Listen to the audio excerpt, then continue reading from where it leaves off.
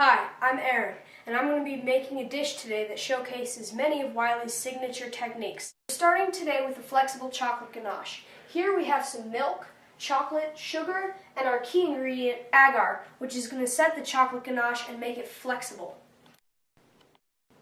We're going to start off by taking our sugar and putting it in this small saucepan. And then we're going to come back over here, take our agar, and put that in the saucepan. Now those two are just going to get swirled around in the pan so they mix together pretty well. Here we have 1 cup of milk going into the sugar and agar mixture. Now that that's in there, we're going to turn the heat on about medium-high, and we're going to bring this up to a simmer. So while that is simmering, we are going to start on the coffee caviar. Pan, we have about a cup of lukewarm coffee and 2 tablespoons of sugar. And to that we're going to be adding our sodium alginate, which is going to give the coffee a homogeneous texture. So I'm adding that to this. We're going to stir it up and add it to the heat over here. And we have to heat this up to a certain temperature. About 205 degrees is what we're going to be heating that up. So now our milk has come to a nice simmer. We're going to start adding our chocolate in piece by piece. It's going to start melting in the hot milk. So now our chocolate mixture is smooth. We're going to pick it up. We're going to pour it into this glass pan that I've lined with plastic wrap. Just right in there. And we're going to put this in the fridge until it's set. And that will be about 2 hours.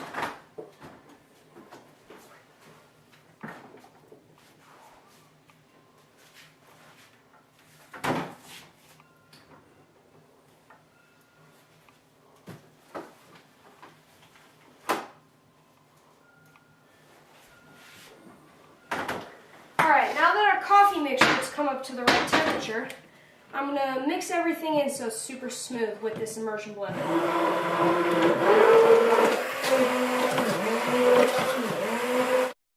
See how this has a very homogeneous, scoopy texture? That's what we're looking for here. Now that we've put the coffee and the chocolate mixture in the fridge to cool, we're going to start working on the dry caramel.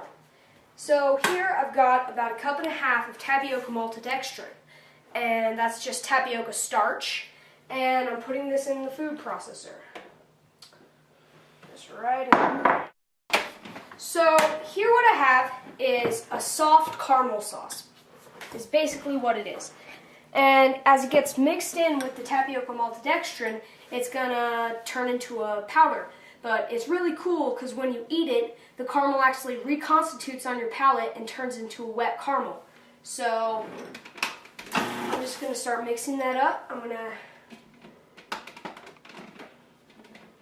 add the caramel.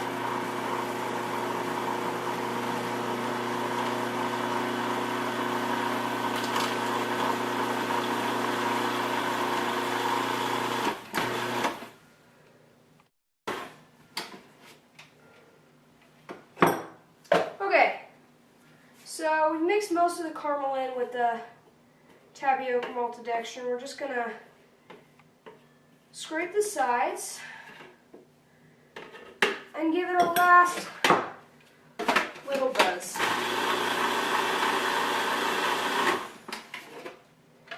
And there you have it. A dried caramel sauce. So we're going to set that aside. So our coffee mixture has come out of the fridge, and now we're going to make it into the caviar.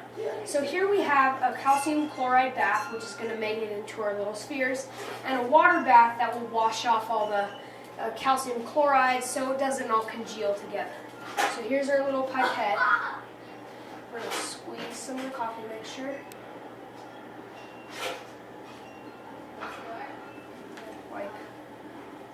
excess off, and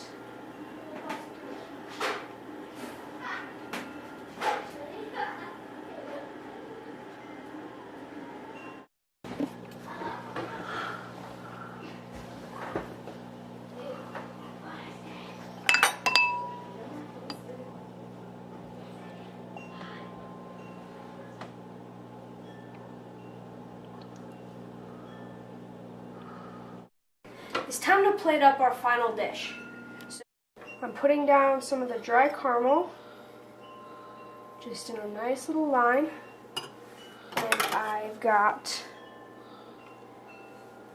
a piece of our ganache cut.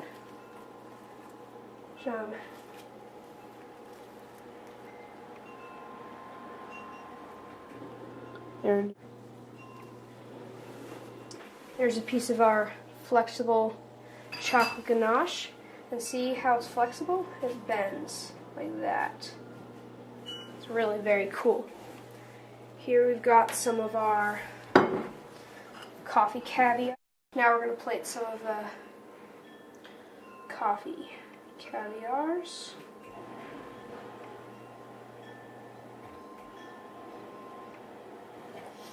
And